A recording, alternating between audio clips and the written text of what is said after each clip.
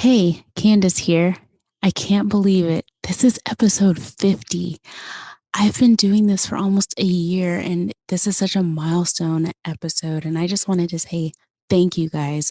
Thank you for listening. Thank you for sharing. Thank you for rating. Thank you for being patrons. Thank you so much for just being on this journey with me as I'm learning and growing in my craft as someone who is podcasting out in this world where everyone is now podcasting.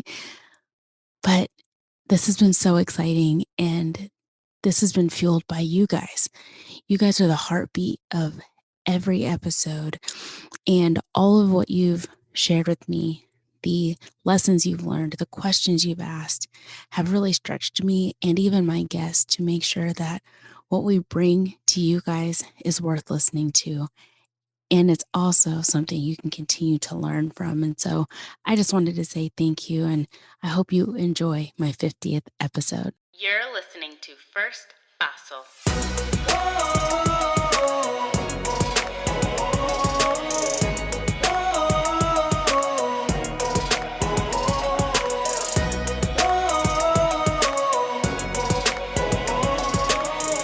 Because sometimes you simply need someone to help you take that first fossil. Hello and welcome to First Fossil, a show where we learn together how to take that first fossil toward becoming the best versions of ourselves.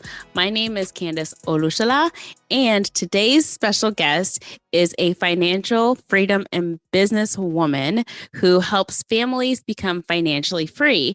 And she does this by giving tips, tools, and strategies on ways to manage your money through budgeting, savings, and even getting out of debt, as well as making more of your money. So getting those skills to increase your income. And I am all for this. So without further ado, please welcome my girl, Patrina Turner. Girl, how are you doing today? I am doing well. Thank you so much, Candace, for allowing me to be on your podcast. It's a pleasure. Absolutely. So nice to have you on here. And it's so nice to hear from a woman who is all about financial freedom, because first off, there are not a lot of women in the industry talking about this. So kudos to you. And two, I have a heart for finding my way towards financial freedom. So I appreciate you having tools that a lot of us could probably learn from in general. But how are you doing? How has it been during the pandemic season? Where are you located? What has been going on with you? Share a little bit about yourself. Okay, well, I am, of course, an entrepreneur. I'm a wife. I'm a mom of all boys. So just saying a mom of all boys could definitely let you know how my life has been over the last year and some change. Okay. All right. These boys be running around. Right. And I have like 12-year-old, 10-year-old, and the 8-year-old. So It's been very active, I will say, over the last year and such change. But it's been good because, I think I've welcomed the change because it's been time for us to be able to spend a lot of time together as a family. So I'm all about family. So it's been good. It's been an adjustment, but I wouldn't change anything. So, but yeah, I am originally from Cincinnati, Ohio, but I currently reside in Savannah, Georgia. I came here to come to grad school. And I ended up, of course, staying. I got married. My husband is actually from Atlanta, but we ended up just staying here in Savannah. And I'm working and having kids and all that good stuff. My background is not dealing with anything related to finances. My background is actually industrial engineering. Wow. And then I worked in that area for a few years, and then I changed careers. And that's why I ended up coming to grad school, completely changing careers and really started a whole new path for myself. I love that. I always admire people who go down one path and then they make a switch. Yes. I think that's just so fascinating. Yeah. We might need to talk afterwards about that. Okay. I have questions about that. But yeah, I love that I love that you're so active, not just as a mom, obviously, but in your shifted career. When did you switch from engineering to finances? Well, I worked in the engineering business for about, I guess almost 3 years. And I just remember walking in one day and like looking around, like, when you're watching a movie and people are just like in a daze and they see people moving around and their mouths moving, but you don't hear anything. Yeah. That's like, I was looking like, oh my goodness, nobody wants to be here. Like they are here just to collect a check, literally. Most of the people who are here, it pays well. And, of course, engineering is a more male dominated field. So men have families and they have, they need to take care of a family. But a lot of people were just counting down the day. The older people were counting down the days to retirement. The younger people, me fresh out of college, we were counting down the days to Friday. Yes. Oh my gosh. So, I realized, and I was like, I cannot do this for the rest of my life. There is no way. I'm 23, 24 years old. And I'm like, I got another 40 plus years. There's no way I can do this. So I just really started just my path to trying to figure out, like, what do I really want to do? What is my passion? What is my heart? What are my skills? What are my gifts?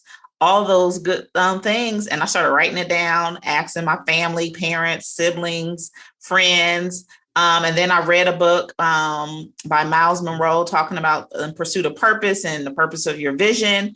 And when I say those books changed my life, I'm like, oh my goodness, I can really, I was made for something, unique. Yep. And, a lot of times, especially at 18, you really don't know what you want to do. You really don't know what you want to do. So anyway, I ended up writing out some of the things that I like to do. I was still a math girl but I was more on the social side, like engineering is, corporate America. Let's get these products out. Let's do it more efficiently, more effectively, low cost is, a lot of quantity out and all that good stuff. But I realized that I was more a social, wanted to work more in the social field. I was looking at, okay, what does our family do? My dad is a pastor. They're educators. My mom, my grandmother and aunts worked in the social work field. We are all like helping people. Mm-hmm. And I was like, I really wanted to do something that was more helping people, towards helping people. Yeah. So my parents were living in Savannah at the time, and I was just coming asking. It was Savannah State University was here, and they had a degree program that I was like, maybe I should, check this out. And I went to just go talk to them just to see, is this the path I want to take? I really like helping people. I wanted to do something where I could create educational platforms and learn in the community, build the community, all that good stuff, but still more math, data, analyst type stuff. And they actually ended up giving me a full ride to come to and be in their program. So I ended up coming to Savannah State and completely changing careers. And it still wasn't in finance. It was more in data, analysts, statistics, all that good stuff. But when I started doing a lot of the community, researching data for certain populations of the community, like looking up educational stats, looking up health stats, looking up poverty stats, looking up, how the percentage of people who had healthcare and just different things like that.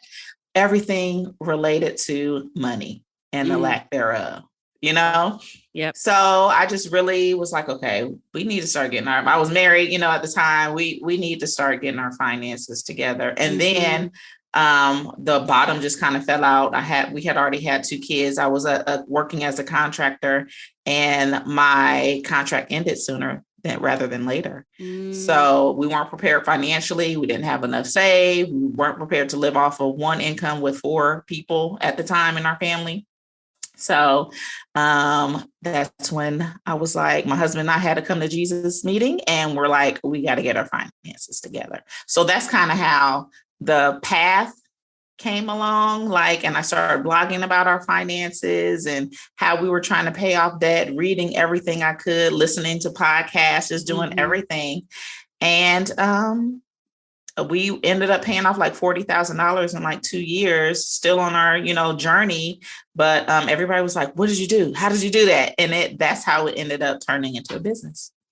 Wow. So wait, is this your first Paso story? That's pretty much, it can be my first Paso story. Pretty much. Yes. Yeah. That's like, I was going to say my first Paso was just really changing completely, making a turn as far as my career was concerned, because like a lot of people hate what they do. They are literally, I was reading a stat and it said that most heart attacks happen on a Sunday evening. It's because a lot of people, of course, are regretting have to start having anxiety and got to get prepared for Monday and all that kind of stuff. So, and when I was working, in our 9 to 5, especially my first job, I was like, I can see how that is true. So I was like, I need to make a change. So that is really my first Paso story, like really stepping out to determine who I am, the gifts that God has given me, how unique it is to me, and what I was really created to do, Yeah. And that's how I was able to start navigating, like writing out things, asking people, and start kind of navigating my way through, life and walking out some of the things that I felt like God has given me to do, and just trying to figure out the rest of it, all the details along the way. Yeah. Okay. So you said, you graduated college and then you started working for a business and a Fortune 500 company. Yep. Wow. Okay. And then you just realized that nobody was enjoying what they were doing. Yeah. And then you realized you weren't either. Definitely. Yes. I had like a light, like nobody likes doing this, And I was like, and I just started calculating, like, there is no way. Now, it wasn't like horrible. The job wasn't just bad, but it was just like, I can't do this for 40 years. I felt like I didn't have the passion or even purpose in it. I was just like, yes, I'm getting this check, I could go and do what I want, but it wasn't like, I felt like there was no purpose or passion in it. Now, did you think that was going to be a job you would stay at for a while after graduating, or what was it for you? Just like, I'm just trying to get a job coming out, and then did it at some point turn into something you thought you would stay at, or like, how did you go in and then go, wait, I don't want to be here too long? Well, I kind of knew, like when I was in school, because I interned. I graduated in 2000. Okay. So I had, so the economy, of course, is a little different, but I had internships all throughout every summer throughout, undergrad. So I was like, I like it. It pays well. I don't know if this is for sure what I really want to do, but, you get in, you can have different types of jobs, move into different, different positions and all that good stuff. So even while I was working at my first job for about 2 years, I was like, well, maybe I just need to change and go to another job, a different type of position. Went there for like 6 or 7 months and talk about, now that is the position that I was like, there is no way. There is no way. No way. So I was like, yeah, it's a no for me. It's a no for me. Yes.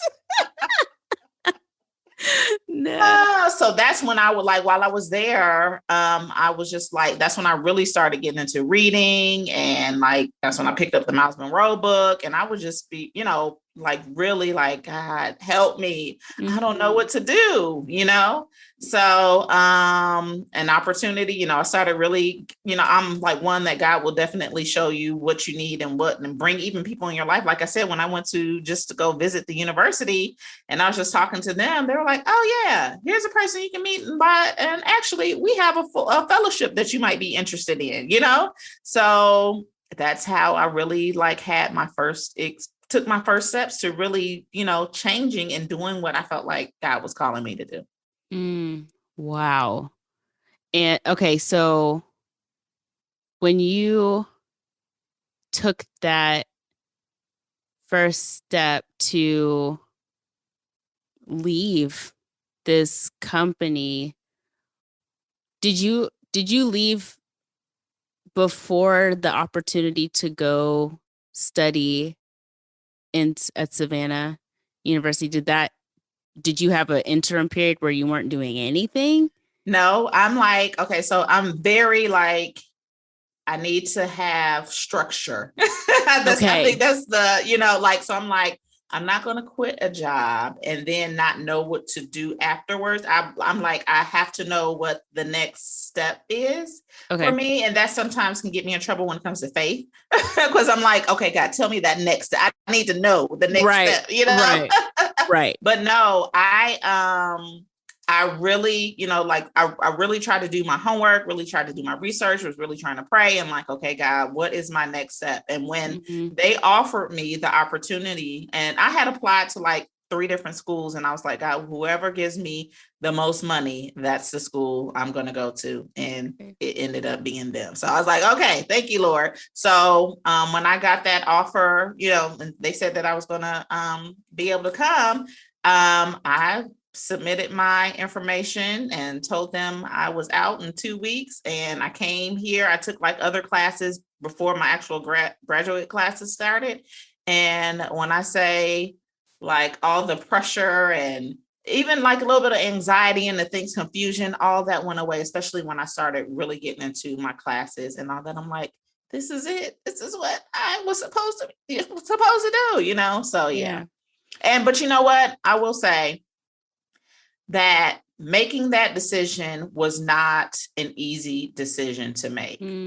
One, because my background was engineering, and I thought I was going to either be an architect or do something in math.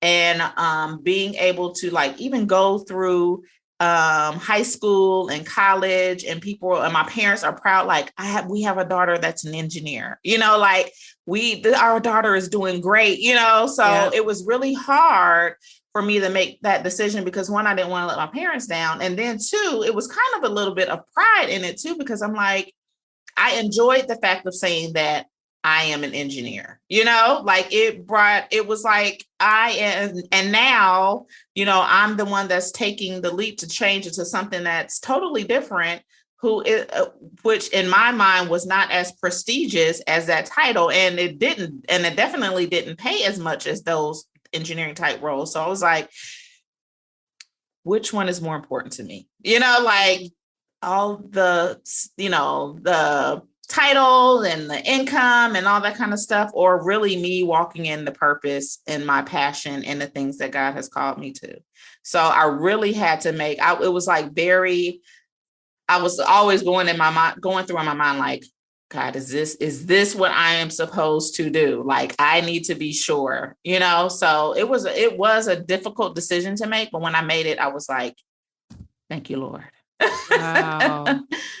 So when in there did you meet and marry your husband?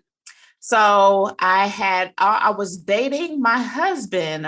Actually, we met like the end of my undergraduate years, because he was already, like I said, my parents had moved to Savannah when I was in undergrad. Okay. And my sister and my husband were at Savannah State University. And I met him like my last semester when I was in undergrad, and I went to school in North Carolina.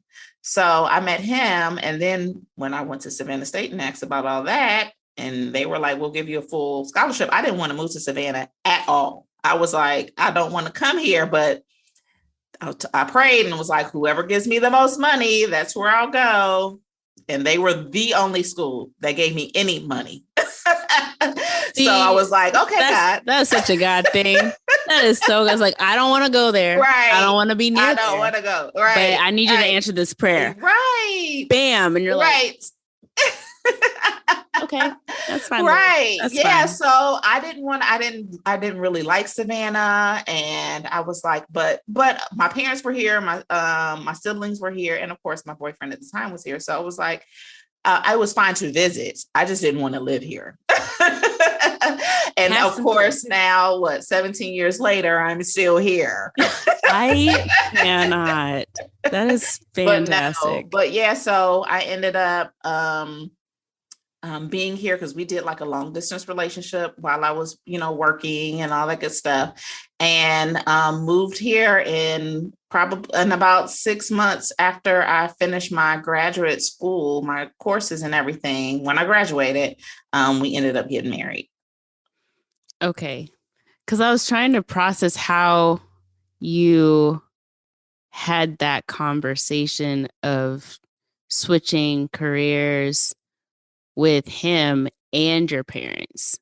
Like, what did those conversations look like? Especially your parents, because I feel like that's the one that on one side you hope that they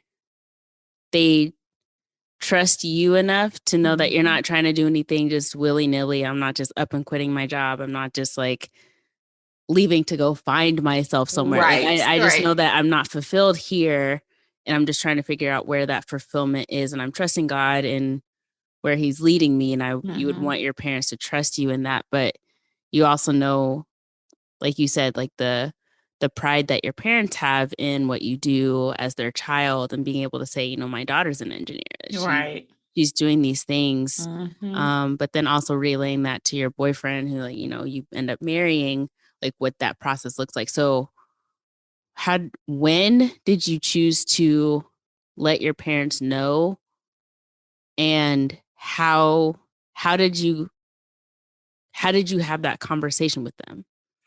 Well, I was starting to have the conversation along the way. Like, I would tell, especially, both of them, my mom and my dad, and I'm like, I'm having second thoughts. And they're like, 4 years after you have, we went through 4 years of college and paid, like, you're having second thoughts. Like, really? But my parents are very supportive. So, and here's the thing. I think the best part is my dad is a pastor. So I'm a PK. So the way I brought it to him was, you are doing what God has called you to do. I want to be able to do the same thing. And I feel like engineering is not it. So he was the one that actually told me to read the Miles Monroe books, and that was talking about purpose and vision and all that kind of stuff. And when I read it, and I was reading it, and calling him like, oh my gosh, I think, like, this is what I found out, and this is what I'm learning, and all that kind of stuff. So after I made the decision, they were actually, and, I called and told them my final decision. They were actually okay with it, because they're like, we teach, we preach people, walking in purpose and all that good stuff. So I get it. So it wasn't as bad, as I thought it. I just did, as a child, and I'm like the oldest, I'm like, I didn't want to let them down. Yeah. So I think I put more pressure on myself than they actually put on me. Okay. Yeah. That's good. And I like that you kind of unpacked it for them as you were processing it yourself. Right. Maybe that. Yeah. So it wasn't like, bam. What? Yes. Yes. They were on the journey with me. So yeah. Oh yeah. So that's good. And then how did that affect your relationship with your then boyfriend at the time as you were going through that? Like, did you lean on each other in this process, or how did you find support in him as you were trying to figure this out? He was, my husband is the most optimistic, supportive person ever. So while I was telling him this, he was just like, go for it. He's all about whatever God is calling you to do it. If you're worried about, money or whatever, God, he's going to take care of it. So do whatever you need to do, and we'll figure out the rest later, So yes. He was very supportive. I knew that it wouldn't be a big deal with him. He's like, just go for it. I love this. Yes. Man. And so, I mean, here you are, like you started your own business. Yes. Right. And by accident. By accident. Right. How do you accident the start? It wasn't. Yeah. I'm like, that wasn't even my thing. It was just, I started blogging and it turned into a business. How do you do that? Like, did your blog start becoming monetized? Yeah. So, my blog was just about, our journey towards getting out of debt or, building a legacy, leaving a legacy, and all that good stuff. Okay. So I would talk about, paying off debt and budgeting and, just different things that we were doing. And people were like, I don't even know. Like my friends would be like, I don't even know how to do a budget at all. Like what exactly is a budget? So I would help my friends set up their budget. And then somebody else would say, what in the world? Like, how did you pay off XYZ? And I'll say, oh, this is, what we did. So by the time multiple people started asking me about that, what we were doing, I'm like, ding, ding, ding. This is a business. Like, and now I tell people if 3 people come and ask you basically the same type question, Trina, how do you bake the strawberry cake? Hey, can you make the strawberry cake for me? Hey, I'm having a birthday party. Can you do a strawberry cake for me? By the time that third person asks, business. Because they are looking to you. They're telling you, yes, this is what you're good in. Can you do this for me? Now you can start charging people for what you are good in. You're meeting their needs, right? So that's basically how my blog turned into a business. I just started having like one-on-one sessions and helping people set up their budgets and, all that good stuff. So that's how it turned into, and then once I did that, it kind of sprawled and people were like, hey, can you come talk to our church? We're doing a money session or we're having, a conference and we want to have a money session. Can you come talk, and speak about finances? So business. I love this. Yes. I love your concept of like, if 3 people ask, it's a business. It's a business. Start charging. Which, you know what? That is so hard for some people, especially if those 3 people that asked you are like your friends. Yes. Or it's like your cousins. Yes. It's like his family. And then it's like, make it into a business if it was people because then they might be offended now that you want to charge. And it's like, it is hard. It is hard. You have to get used to say what made it easier for me is when I was doing the blog, of course, I had my website. So I would just tell people, hey, yes, I can meet with you here. If you go to my website, just click on this link and you'll be able to set it up one-on-one, and it'll tell you how much it is. And I didn't like telling people, yeah, but it's going to cost this, blah, blah, blah. Nope. I just started sending people directly to my website, family, friends, everybody but I can give you a discount, since you are my family or friend, but I can't do it for free, Yes. Oh, that's smart. Mm-hmm. That's very smart. Yeah. Yeah. So, yeah. Oh, man. Yeah. I like that you found the confidence to decide, this is a business and I will step out in faith to charge people. Right.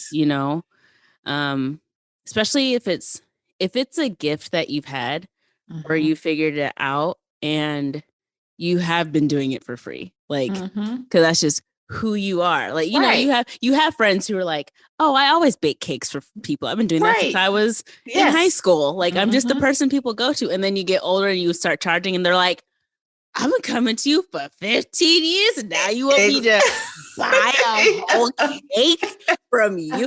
What does that mean? Like, they get all offended and you're like, but now I'm an adult and I have bills. Right. So, I'll still bake for you. I just also need to eat on a regular basis. So exactly. That would be nice. Yes.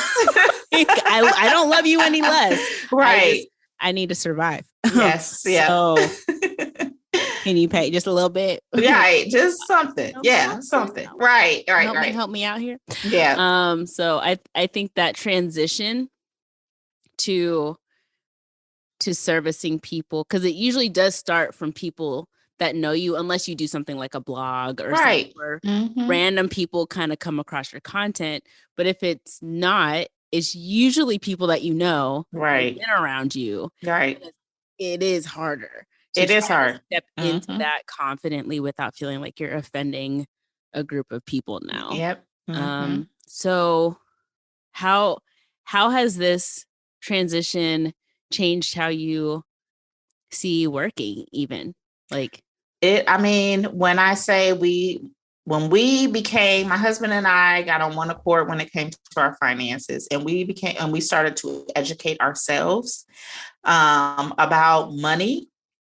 And then start looking at how we viewed and did money ourselves, even coming from our background. Like, that's now when I'm doing classes, I'm like, before you get married, you need to have a conversation with your fiance about finances, like how they grew up with money, what their concept of money is, and how, as a result of the way they view money, how do they do money? Like, because, money is basically the number 2 reason why a lot of people get a divorce. So you want to have that communication and know how they think, do, view, all those things when it comes to money before you even get married.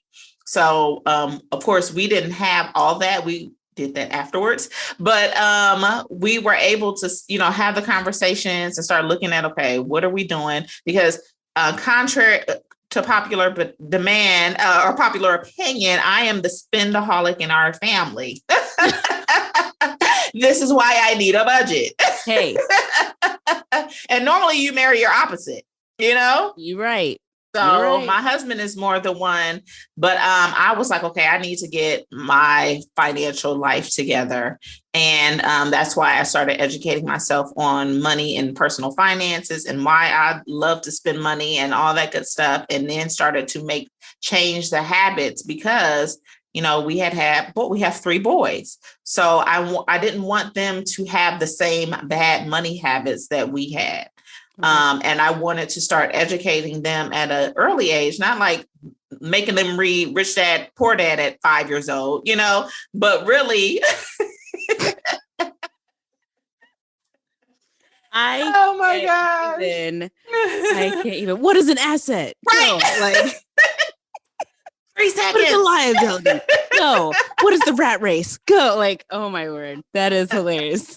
But really just incorporating it into our everyday lives, like them earning money for, doing their chores, them learning how to spend, save, and give money from the money that they have earned from their chores or whatever it is. So just little things like that so that they can get the concept of saving.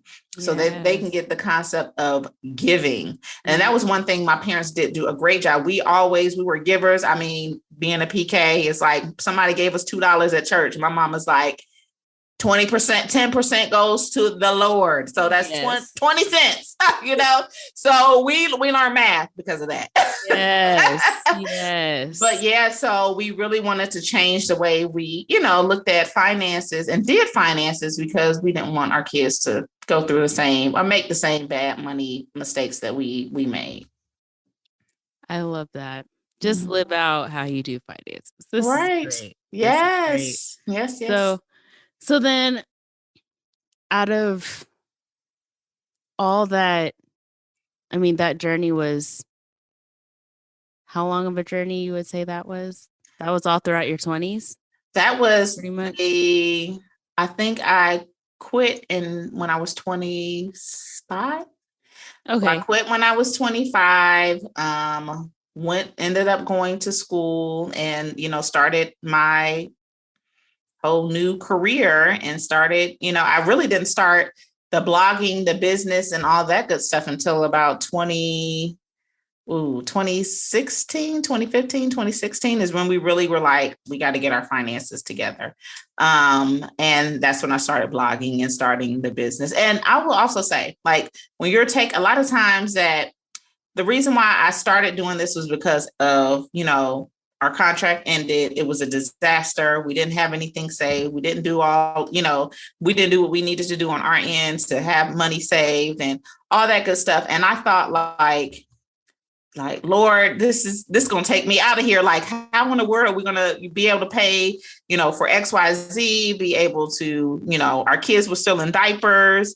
We had toddlers and a baby. It was like, how are we going to be able to do that? And, I was just stressed, worried, all that good stuff. But when I look back on it now, I'm like, thank you, Lord, for allowing me to go through that, because now I'm able to educate other people and help them get their finances together and not allow them to go through some of the things that we went through, So it's like, I learned that a lot of times the things that we go through is not just for us. It is so that we can help other people along the way. Mm. So now when I look back, I'm like, thank you for allowing us to go through that, because now I'm able to do what I'm doing now, and that's educating, motivating, inspiring, equipping people to be able to get their personal finances together so that they can leave a legacy.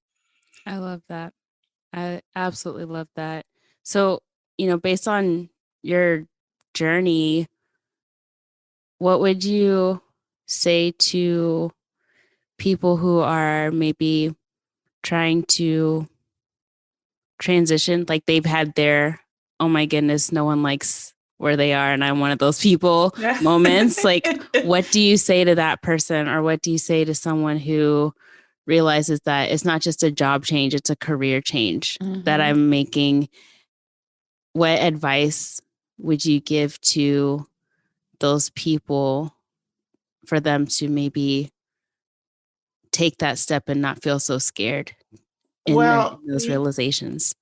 I would definitely say, start with just looking at you. Like, a lot of times we learn about so many other things and we really don't know who we are. Like, we really don't know what our gifts are. We really don't know what our strengths are. So I would definitely suggest just starting with yourself, like praying and asking God to show you, the unique gifts and talents and skills that he placed inside of you. And then going to ask your other friends and family members, people who know you and are the closest to you, because they, a lot of times we don't even see our skills because it's so common to us. But when you ask other people, they're like, oh, you're really good at this. And, I come to you because of this. So I would definitely say start with asking other people what you are good in, and then really trying to figure out how to use those skills to really, especially if you're changing jobs, to see like, how can you use those gifts, those skills to really do what you feel like you're called to do. I just started writing out things like, what brings me joy? What do I love to do? These are the skills that I have. How could I take that and make this a job, or make this a career, or make this, whatever it is. And then I created a plan. Like, I wasn't just going to be like, well, this is what I'm going to do, and I'm just going to quit my job, and then I don't know how I'm going to pay my bills. No, I created a plan. So I was like, in order for me to get from A to B, I'm going to have to go back and get educated, because I'm completely changing careers. So I went to grad school and, researched the grad schools and prayed and was like, Lord, show me what I'm supposed to do, where I'm supposed to go. And just created a plan. I am all about creating plans. Of course, plans can change. Of course, God can just completely change all the things that you had written down or thought you wanted to do. But he still wants you to create something, you need to have something that you're marching towards. So I would definitely say start with praying and asking God to show you your unique gifts and skills, and then going to your friends and family members to see what those things are that you probably didn't even recognize, and then seeing how you can match that up with whatever it is that you feel like you could do as a career, and then create a plan to see how you're going to get there. Those were the steps that I took in order to get to where I am today. There are some bumps and all that kind of stuff along the way, but and I'm still on my journey. I'm still like, oh, I feel like I need to do more and do this and do that. But, But now I feel like I at least know the direction that I am going in. And before it was a no. Did not know. See, and I think people need to hear that your I don't know isn't going to last forever. Right. As long as you're making a plan. Yes. And you're striving towards something. Yes. Something you'll eventually run into a clearer path. Right. As you're like, I'm not really sure, but let me at least make a plan to work towards something. Like you're going to hit something that will hit you enough to where you go, I have a passion for that. Right. Now I know where I'm running, exactly. You know? So I know sometimes it gets really discouraging to feel like you've been in an I don't know season for a while. Like I know friends who we went through undergrad together, or we went through pharmacy school together, and even through undergrad or through pharmacy school, they were like, I really am just doing this because I think I know how to do this, but I'm not really passionate about this. And so I'm just hoping in finishing this, maybe I'll get into something. And like they're still out, but like now that they've graduated and they've been out for a few years, they're still kind of like, the I don't know hasn't really left me, and that makes me nervous now, and they think they don't have purpose, and it, like they go down this road, and I'm like, some people's I don't know last longer than others. Yes. You know, and it's okay. Okay. Yeah, that's totally okay. There's not a timetable on how long you have an I don't know. Like that. Some people don't ever have an I don't know. Like they've known since they were 3. Right. They're going to do something and they make a plan and it happens and they go and they do it and they feel great and satisfied. Right. Most people. It takes a little longer. Exactly. Yep. That's okay. Exactly. And you might have multiple of those in your life. Yes, you will. You will. Yeah. Multiple career changes and multiple I don't knows. I'm not sure. I feel like I'm moving in a different direction.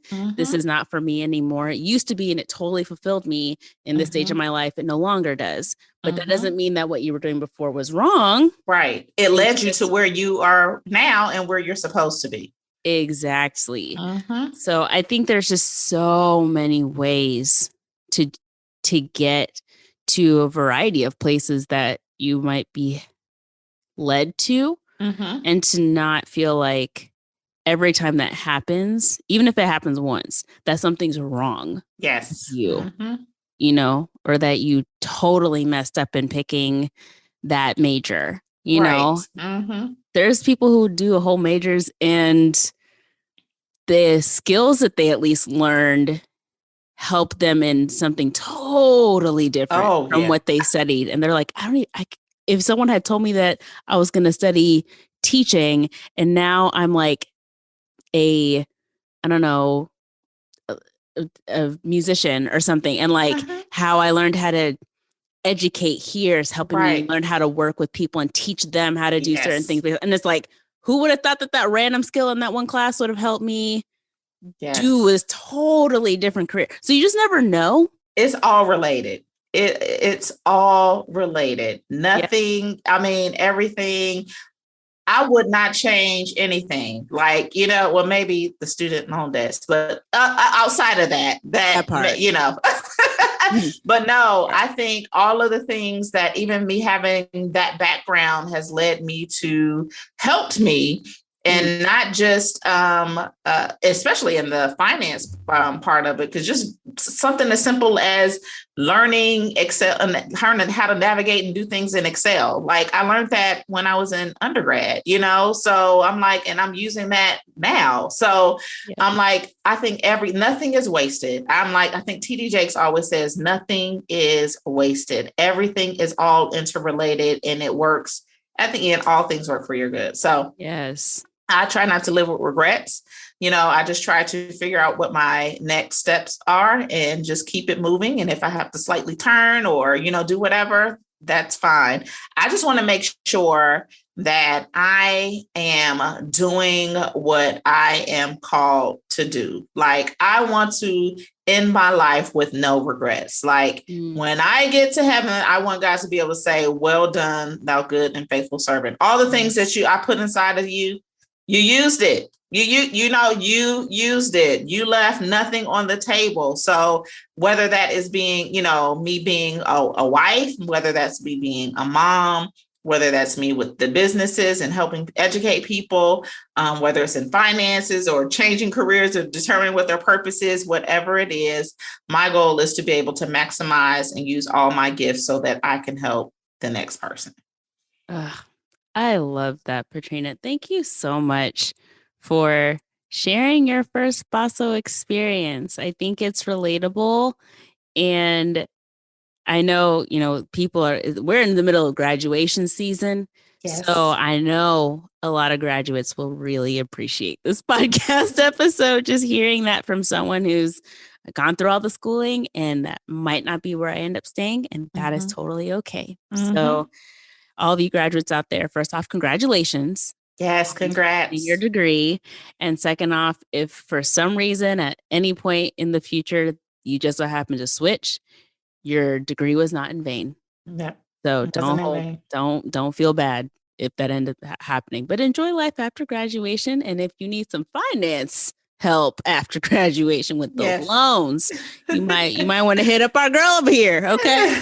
So, just get a little footing in your finances before you go into further debt. Then you already are. So good. Yeah. So thank you so much for taking the time to talk with me, share your story with all of us. And I know you said you have a website and you're on social media. So how do people find you on either?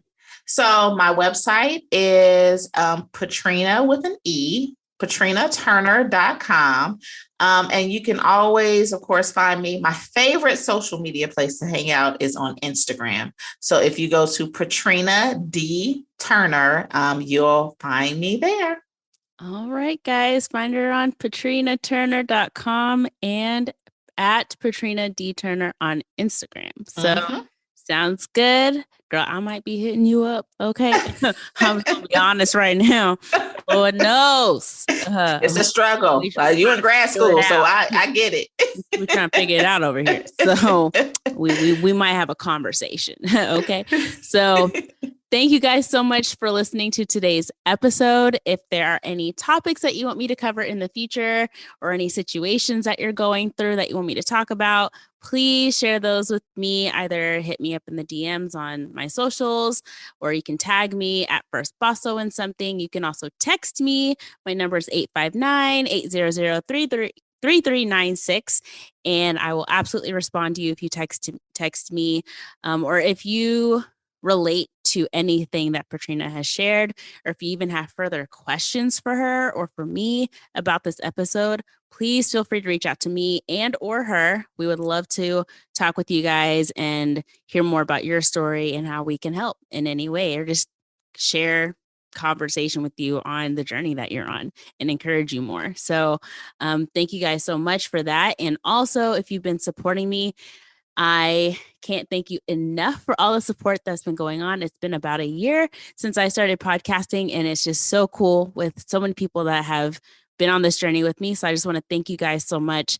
And if you want to continue supporting, you can always go to www.firstbasso.com and you can find out more ways to support. But one of the best ways to support is just listening, rating, sharing the podcast with people that you know, and continuing to be a part of this journey with me. And that's what makes this the best thing for me, is connecting with you guys. So thank you guys so much for that. And you all please take care. If you're getting your vaccinations, let me know how they're going. If you have questions about them, as your friendly pharmacist, I love to help out with any of those questions that you have regarding the pandemic and any of the vaccines out there. And so just stay safe, continue wearing your mask or not wearing your mask, since we're in the season of getting rid of the mask. So, just be safe, whatever you choose to do, and take care of yourselves. Patrina, thank you so much again. And you stay safe. Have a great rest of your day. And we will talk soon, girl. Thank you. Bye. Bye.